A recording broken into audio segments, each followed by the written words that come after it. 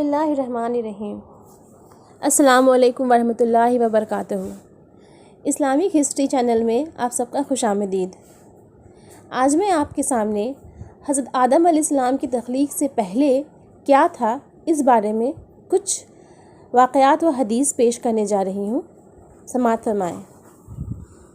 حضرت آدم علیہ السلام کی تخلیق سے پہلے کیا تھا؟ قرآن میں اللہ فرماتا ہے، اللہ ہر چیز کا پیدا کرنے والا ہے اور وہ ہر چیز پر قدرت رکھنے والا ہے۔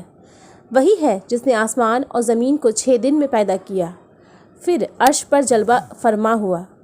وہ خوب جانتا ہے اس چیز کو جو زمین میں جائے اور جو اس سے نکلے، اور جو آسمان سے نیچے آئے اور جو کچھ اس میں چڑھ کر جائے، اور جہاں کہیں تم ہو وہ تمہارے ساتھ ہے، اور اللہ تمہارے اعمال کو دیکھ رہا ہے۔ اور اللہ کی وہ ذات ہے جس نے 6 دنوں میں آسمانوں کو اور زمین کو پیدا فرمایا اور اس کا عرش پانی پر تھا۔ سورہ ہود۔ حدیث: امام احمد بن حنبل رضی اللہ تعالیٰ عنہ نے ابو رزین رکیل سے بیان کیا ہے، انہوں نے کہا، اے اللہ کے رسول صلی اللہ علیہ وآلہ وسلم، آسمان اور زمین کے پیدا کرنے سے پہلے ہمارا پروردگار کہاں تھا؟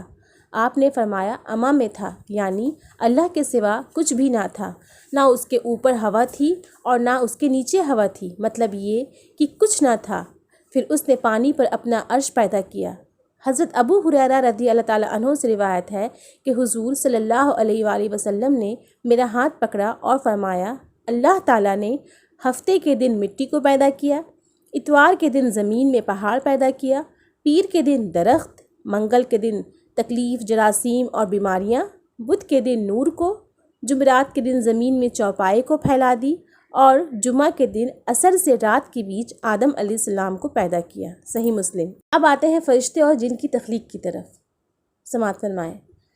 حضرت عائشہ رضی اللہ تعالیٰ عنہا سے روایت ہے کہ حضور صلی اللہ علیہ وآلہ وسلم نے فرمایا، فرشتوں کو نور سے اور جنوں کو آگ سے پیدا کیا گیا، اور آدم علیہ السلام کو اس چیز سے پیدا کیا گیا جو تمہارے لیے بیان کر دی گئی، یعنی مٹی سے۔ صحیح مسلم۔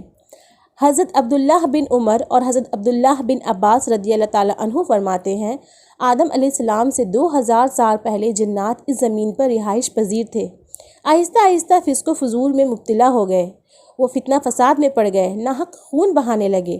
پھر اللہ نے فرشتوں کا لشکر بھیجا، ان سے جنات کی زبردست مارکہ آرائی ہوئی۔